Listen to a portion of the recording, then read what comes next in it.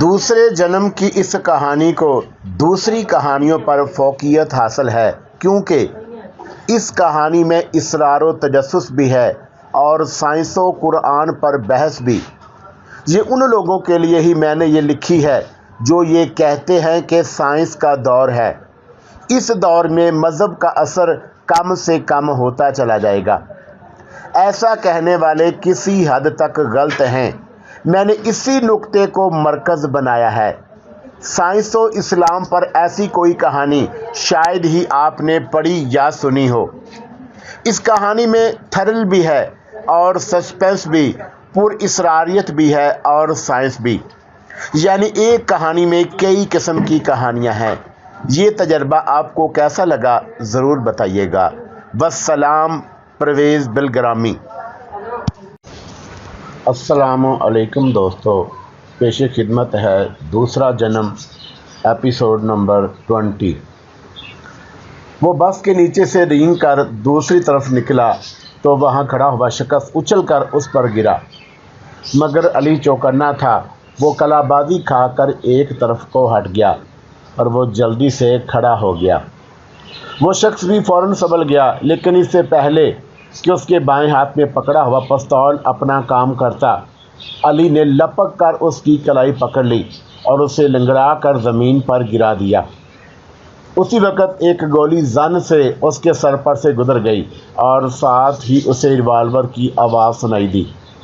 ایک اور گولی آئی اور زمین پر گرا ہوا شخص اٹھ کر علی سے لپٹ گیا۔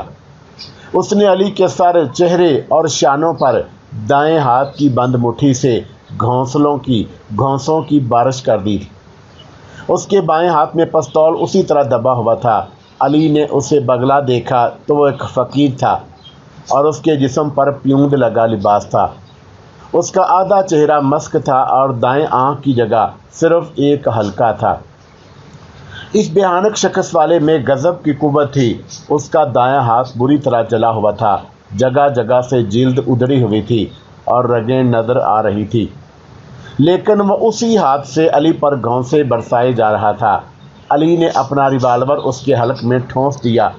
وہ اسے مارنا نہیں چاہتا تھا، صرف یہ پوچھنا چاہتا تھا کہ اس نے کیوں حملہ کیا۔ ایک اور گولی سنسناتی ہوئی آئی اور اس کے سر پر سے گزر گئی اور بس کی ونڈ اسکرین چکنا چور ہو گئی۔ وہ کرچیوں سے بچنے کے لیے نیچے جھک گیا اور بھکاری کو موقع مل گیا۔ وہ اسے دھکا دے کر بھاگ نکلا۔ علی بس کے نیچے گھس گیا تھا اور اس کے ہاتھ اور گھٹنے پر کیچڑ اور تیل میں لتھڑ گئے تھے۔ وہ اس سمت کا تعین کر رہا تھا جہاں سے گولیاں آئی تھی۔ جلد ہی 2 بسوں سے پرے اسے 2 جوتے نظر آئے۔ وہ ملٹری بوٹ تھے اور پالش سے چمک رہے تھے۔ یعنی تم نے وہ راز دریافت کر لیا جس کے زیر اثر علی مدد شاہ کو خود کو دیوان اللہ شاہ کہتا ہے؟ غلام رسول نے حیرت بھری آواز میں پوچھا۔ اس کا فیصلہ تو پروفیسر عثمان کریں گے۔ میں نے جنکنگ سائنس کے ذریعے اس راز کو کھولنے کی کوشش کی ہے کہ کہاں تک کامیاب ہوں۔ یہ بات مجھ سے زیادہ تجربے کار شخص ہی بتا سکتا ہے، کیتھی نے جواب دیا۔ Genetic science? یہ جینٹک سائنس کیا ہے؟ پوری تھیوری قرآن مجید میں بیان کر دی گئی ہے۔ سورہ الحاقہ آیت نمبر 38 میں ارشاد باری تعالیٰ ہے، مجھے قسم ہے ان چیزوں کی جو تم کو دکھائی دیتی ہیں، اور مجھے قسم ہے ان چیزوں کی جو تمہیں دکھائی نہیں دیتی، یعنی کہ اس کائنات میں ایسی لاتعداد اشیاء اور جاندار ہیں جو دکھائی نہیں دیتے۔ طاقتور خوردبینوں کے ذریعے جراثیموں کی دنیا دریافت کی گئی جن سے پہلے کے لوگ ناواقف تھے۔ جنین کہتے کسے ہیں آج سے 100 سال پہلے کے لوگ نہیں جانتے تھے۔ جراثیم نقصان رساں ہیں، اس سے بھی لا علم تھے، تبھی تو حضور اکرم صلی اللہ علیہ وسلم نے تنبیہ کی ہے، پانی کے ظروف، مشک وغیرہ کو بند رکھا کرو، کیونکہ دوران سال ایسی شب بھی آتی ہے جب ایک خاص مخلوق سفر کرتی ہے۔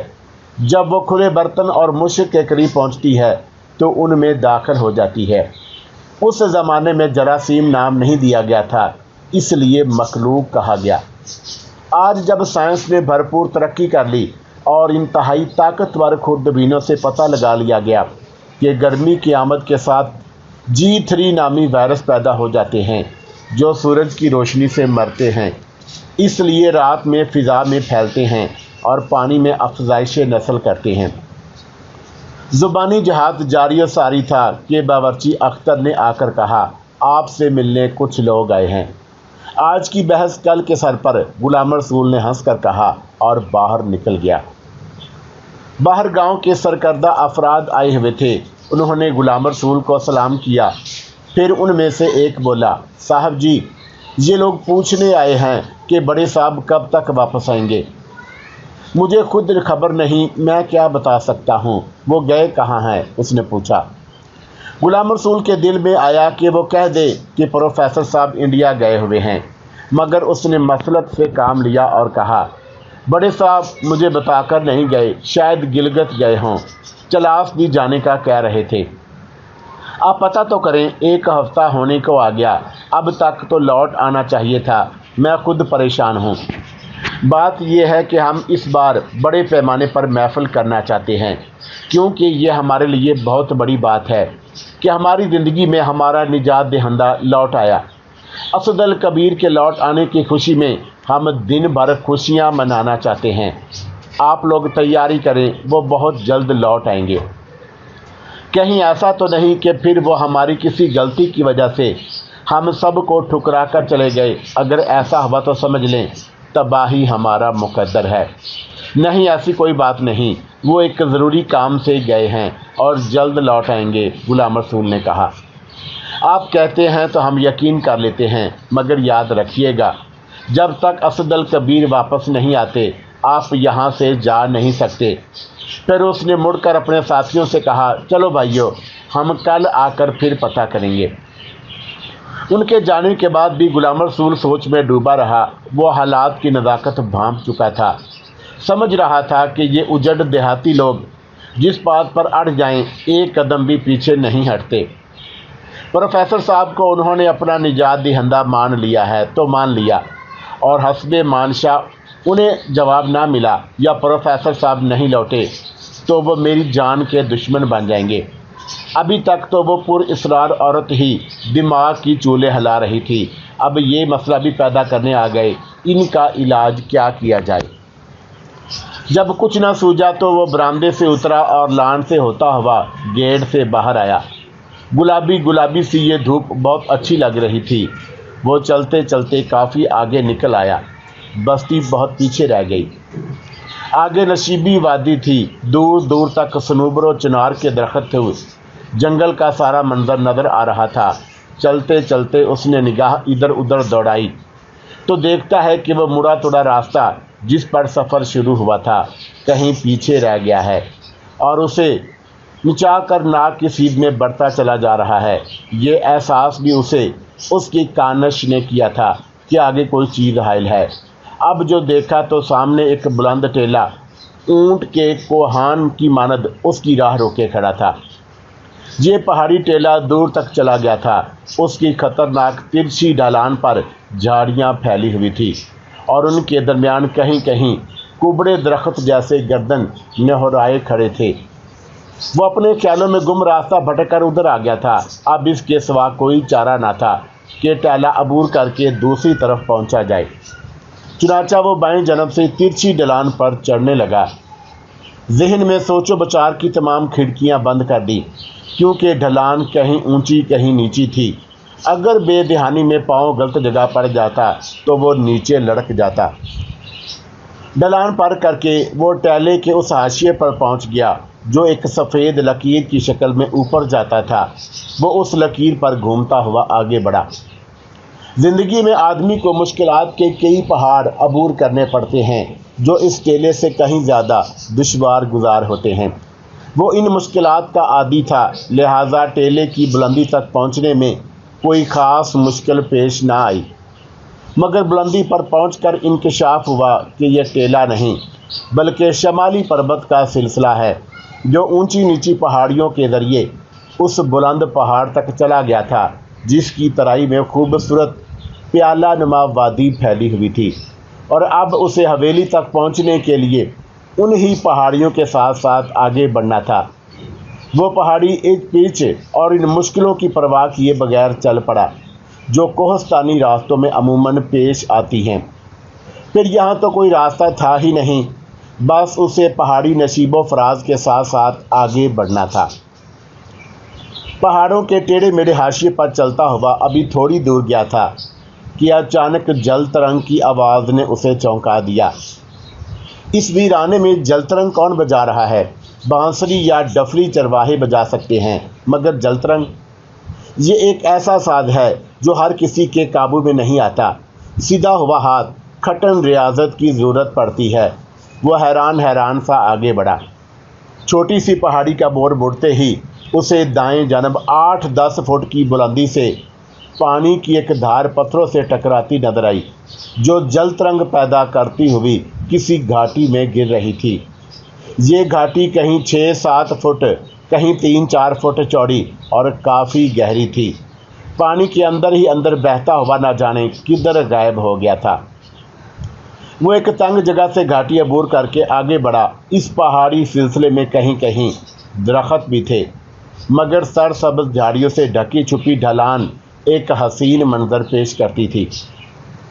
تھوڑی دیر چلنے کے بعد ہموار جگہ نظر آئی جس پر سفر آسان ہو گیا، لیکن یہاں ایک ایسی گہری گھاٹی دیکھ کر وہ ٹھٹک گیا جس کے کناروں پر جھاڑیاں اپنی لمبی لمبی باہیں پھیلائے جھول رہی تھی۔ گھاٹی میں جھانک کر دیکھا تو پانی کی لکیر ہلکی آواز میں بہہ رہی تھی۔ دراصل یہ وہی چشمہ تھا جو 2-2.5 فرلانگ پیچھے ایسی ہی گھاٹی میں غائب ہو کر پہاڑیوں کے اندر ہی اندر بہتا ہوا یہاں آ نکلا تھا۔ یہ انکشاف بڑا عجیب تھا کہ ان پہاڑیوں کا سینہ کہیں کہیں سے کھوکھلا ہے جس کے اندر پانی کا چشمہ بہتا ہے۔ وہ یہ گھاٹی بھی عبور کر کے ایک ایسی گھاٹی پر چڑھنے لگا جو کچھوے کی کھوپڑی کی طرح گول تھی۔ اس چڑھائی میں پہلے ٹیلوں کے برعکس زیادہ ایچ پیچ نہیں تھے۔ چند ہی لمحوں کے بعد وہ گھاٹی کی کھوپڑی پر کھڑا تھا۔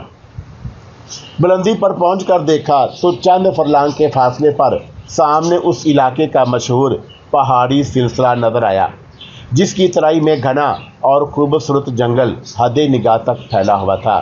یہ بلتستان کا سب سے خوبصورت پہاڑی سلسلہ اور مظاہر قدرت کا سب سے عجیب و دلکش نمونہ تھا۔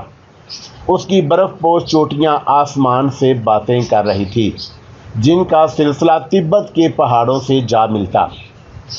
اس عظیم سلسلہ کوہ کی کوئی حد ہی نہ تھی۔ جب اس نے اس پہاڑی کے ترچھے نشیب کو دیکھا تو دنگ رہ گیا، کیونکہ کم و بیش 3 میل تک پھیلا ہوا نشیب ایک قدرتی اسٹیڈیم کا نقشہ پیش کرتا تھا۔ دراصل شمالی پریت کی ڈھلان چھوٹے چھوٹے مگر طویل کتوں میں بٹ گئی تھی جنہوں نے سیڑھیوں کی شکل اختیار کر لی تھی۔ یہ قدرتی سیڑھیاں کہیں 10-15 کہیں 20-25 فٹ چوڑی مگر ڈھلان کے ساتھ ساتھ قریباً 3 میل تک لمبی اور قدرت کی صناعی کا حیرت انگیز شاہکار تھی۔ قدرت کے نادیدہ ہاتھوں نے انہیں بڑی خوبصورتی سے بنایا تھا۔ اس نے ایسا عجیب اور دل فریب نظارہ آج تک نہیں دیکھا۔ جہاں سیڑھیاں ختم ہوتی وہاں سے ترائی شروع ہو گئی جس میں مہاگنی، صنوبر، شاہ بلوط، سیاہ برچھ اور چھتنار کے درخت تھے، گھنے جھنڈ کی صورت میں دور تک پھیلے ہوئے۔ وہ اس جنگل پر نظریں دوڑا رہا تھا کہ بری طرح چونک گیا۔ کہیں یہ اس کی نظروں کا دھوکہ تو نہیں؟ یہ سوچ کر اس نے پھر دیکھا، نہیں، یہ نظروں کا دھوکہ نہیں ہے۔ وہ بڑبڑایا، یقیناً کوئی عورت ہے جس نے سفید ساڑی پہن رکھی ہے۔ آبادی سے دور اس گھنے جنگل میں یہ کون عورت ہے؟ یہی سوچ کر وہ پہاڑیوں کو پھلانگتا جھپٹتا ہوا آگے بڑھا، پھر ڈھلان کو تیزی سے طے کرتا ہوا نیچے پہنچا۔ قدرت کے حسن کا شاہکار اب اسے بھلا نہیں پا رہا تھا۔ وہ تمام مناظر کو نظر انداز کر کے ادھر بڑھتا جا رہا تھا جدھر وہ عورت نظر آئی تھی۔ وادی میں پہنچ کر اس نے ادھر ادھر نظریں دوڑائیں مگر وہاں ایسی کوئی جگہ نہیں تھی جہاں وہ عورت چھپ سکتی۔ پھر وہ کہاں گئی؟ یہی سوچتا ہوا وہ آگے بڑھنے لگا۔ غلام رسول کی متلاشی نظریں ادھر سے ادھر چکرا رہی تھی۔ مگر وہ عورت اسے نظر ہی نہیں آ رہی تھی۔ اب اس پر مایوسی غالب آتی جا رہی تھی کہ اس نے ایک عجیب سی آواز سنی جو ہوا کے دوش پر گھومتی ہوئی اس کی سماعت سے ٹکرائی تھی، مگر اس نے اس آواز کو جنگل کا شور یا ہوا کی لہر سمجھ کر نظر انداز کر دیا اور آگے بڑھتا رہا۔ اچانک پھر کسی آواز نے اسے چونکا دیا۔ پہلے وہ جسے ہوا کی لہر سمجھا تھا وہ دراصل ایک انسانی بلکہ نسوانی آواز تھی جو کہیں نیچے اور نیچے، بہت نیچے سے آئی تھی اور مسلسل آ رہی تھی۔ انہی قدموں پر رک کر اس نے آواز کی سمت میں نظر دوڑائی تو یہ دیکھ کر حیران و ششدر رہ گیا کہ نیچے اور نیچے جہاں اس گھاٹی کا نشیب ختم ہوتا تھا وہ عورت ایک چٹان پر کھڑی اسے ہی پکار رہی تھی اور ہاتھ ہلا ہلا کر کچھ سمجھا بھی رہی تھی۔ پہلے تو یہی خیال آیا کہ وہ اسے اپنی موجودگی کی اطلاع دے رہی ہے اور اپنے پاس بلا رہی ہے، مگر اس کے ہاتھ کے اشاروں اور چیخو پکار سے پتہ چلا کہ وہ اسے کسی خطرے سے آگاہ کر رہی ہے۔ وہ قریباً 250 فٹ نیچے کھڑی تھی، ہوا مخالف تھی اور اس کے الفاظ ٹھیک طرح سن نہیں پا رہا تھا، تاہم اس نے کسی خطرے کا احساس ضرور دلایا تھا اور وہ انہی قدموں پر کھڑا اس کا مطلب سمجھنے کی کوشش کرنے لگا۔ اس نے ہاتھ کے اشارے سے اسے آگے بڑھنے سے منع کیا، پھر چند الفاظ بھی اس تک پہنچے۔ وہ کہہ رہی تھی، یہاں سے پیچھے ہٹ جاؤ اور گھاٹی کی بائیں ڈھلان سے نیچے اترو۔ جب اس کا مطلب سمجھ کر وہ واپس مڑا تو وہ عورت بھی اسی جانب بھاگی جدھر سے نیچے اترنے کا اشارہ کر رہی تھی۔ غلام رسول گھاٹی پر سے گھومتا ہوا بائیں جانب کا نشیب اترنے لگا۔ وہ عورت اب دکھائی نہیں دے رہی تھی مگر وہ اس کی آواز سن رہا تھا، ادھر غلام رسول، ادھر آؤ میری طرف۔ اور پھر وہ پتھر پھلانگتا ہوا، ٹھوکریں کھاتا، پھسلتا سنبھلتا ہوا آواز کی سمت بڑھتا جا رہا تھا۔ جب آدھے سے زیادہ راستہ طے ہو گیا تو اس کا سر دکھائی دیا۔ وہ جھاڑیوں پہ پتھروں پر سے گزرتی اس کی طرف بڑھتی چلی آ رہی تھی۔ نزدیک پہنچ کر وہ ہانپنے لگا تھا۔ غلام رسول، جس طرف سے تم نیچے اتر رہے تھے ادھر ایک بڑا کھڈ ہے جس میں سانپوں کی بامبی ہے۔ وہ کھڈ اوپر سے دکھائی نہیں دیتا، جھاڑیوں سے ڈھکا ہوا ہے۔ ذرا سا آگے بڑھتے تو سیدھے اس میں جا گرتے۔ اس آواز میں عجیب سا لوچ تھا، آؤ نیچے چلتے ہیں۔ یہ کہہ کر اس نے غلام رسول کا ہاتھ پکڑ لیا اور پھر آگے بڑھنے لگی۔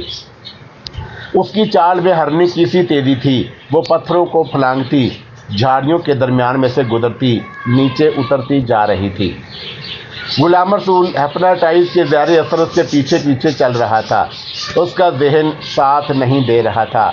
اب تک اس نے یہی دیکھا تھا کہ عورت کی ہر ادا، ہر بات میں پر اسراریت تھی۔ وہ کیا چاہتی تھی یہ اب تک کھل کر سامنے نہیں آیا تھا۔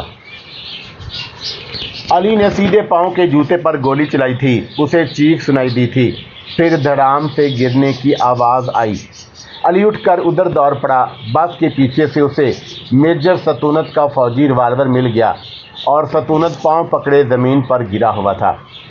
علی نے اپنا اور اس کا ریوالور جیب میں رکھا۔ اسی وقت پروفیسر بھی بھاگتے ہوئے ادھر ہی آ گئے۔ پروفیسر اور علی نے میجر ستونت کا ایک ایک بازو پکڑا اور اسے گھسیٹتے ہوئے لے چلے۔ پاؤں پر بوجھ پڑا تو اس کی چیخیں نکل گئی۔ انہیں یہ دیکھ کر حیرت ہوئی کہ راستے میں کھڑے ہوئے بس ڈرائیوروں، ٹھیلے والوں اور مزدوروں میں سے کسی نے بھی ان کا راستہ روکنے کی کوشش نہیں کی تھی، بلکہ وہ سب میجر ستونت کی حالت دیکھ دیکھ کر محفوظ ہو رہے تھے۔ اس بات سے علی نے اندازہ لگا لیا کہ وہاں کے لوگ میجر ستونت سے نالاں ہیں یا پھر ان لوگوں کے دل میں آزادی کی تمنا ہے۔ وہ بھارتی افسران سے نفرت کرتے ہیں۔ گاہک، مسافر، بچے اور عورتیں سہم کر پیچھے ہٹ گئیں۔ اچانک ایک پولیس والا بہادری دکھانے کے جوش میں پستول تانے سامنے آ گیا۔ علی نے بلا توقف بغیر کچھ سوچے سمجھے اس کے پیٹ میں کھڑی لات ماری۔ وہ پیٹ پکڑ کر دوہرا ہو گیا اور علی کو اتنا موقع کافی تھا۔ وہ جھپٹ کر آگے بڑھا اور پولیس والے نے اسے آگے بڑھتا دیکھ کر گولی چلا دی۔ اتفاق سے وہ گولی سیدھی جا کر میجر ستونت کے شانے میں دھنس گئی۔ وہ چیخ مار کر گر پڑا۔ پولیس والا پیٹ پر پڑنے والی لات سے ابھی سنبھلا بھی نہیں تھا کہ علی نے اس کا پستول چھین لیا اور پوری قوت سے اس کے جبڑے پر گھونسا جما دیا۔ وہ بلبلا کر زمین پر جھکا اور علی اور پروفیسر ستونت سنگھ کو گھسیٹتے ہوئے آگے بڑھ گئے۔ 2 منٹ گزرے تھے کہ فقیر محمد کی جیپ ہارن بجاتی ہوئی آ گئی۔ علی نے جھٹکے سے ستونت سنگھ کو اوپر اٹھایا اور جیپ میں پھینک دیا، پھر خود بھی چڑھ آیا۔ پروفیسر بھی سوار ہو چکے تھے، جیپ چل پڑی۔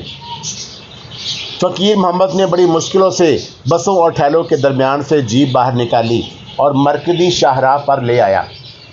علی نے نیم جاں ستونت سنگھ کے زخموں کا معائنہ کیا اور اس کا پیر ایک طرح سے بیکار ہو کر رہ گیا تھا، البتہ شانے میں لگنے والی گولی ہڈی کے برابر سے گزر گئی تھی۔ زخم سے خون اب تک رس رہا تھا اور اس کی وردی کا ستیہ ناش ہو گیا تھا۔ علی نے ستونت سنگھ کے زخم پر انگوٹھے سے دباؤ ڈال کر پوچھا، اس علاقے میں تم لوگوں نے کتنے خفیہ عقوبت خانے بنا رکھے ہیں؟ ہم محب وطن سپاہی ہیں، ایسی کسی بات کا جواب نہیں دیتے۔ ستونت سنگھ نے بے خوفی سے جواب دیا۔ ہمارے ساتھ تعاون کرو، تمہیں کوئی گزند نہیں پہنچائی جائے گی۔ اگر نہیں کرو گے تو سخت اذیت کے ساتھ مرو گے اور تمہارے گھر والوں اور دوستوں کو تمہاری بہادری اور قربانی کا کوئی علم نہیں ہوگا، انہیں تمہاری لاش بھی نہیں ملے گی۔ ہم ان سے کہیں گے کہ تم نے خود کو ہمارے ہاتھ فروخت کر دیا تھا اور ایک شاندار نئی زندگی گزارنے کے لیے بمبئی چلے گئے ہو۔ وہ تمہیں غدار کہیں گے۔ ہمارے ساتھ تعاون کرنے کی صورت میں ہم تمہیں چھوڑ دیں گے اور تم لوگوں کو بتا سکو گے کہ جرأت اور بہادری سے ہمارے چنگل سے نکلنے میں کامیاب ہوئے ہو۔ اپنی بیوی بچوں میں ہنسی خوشی رہو گے۔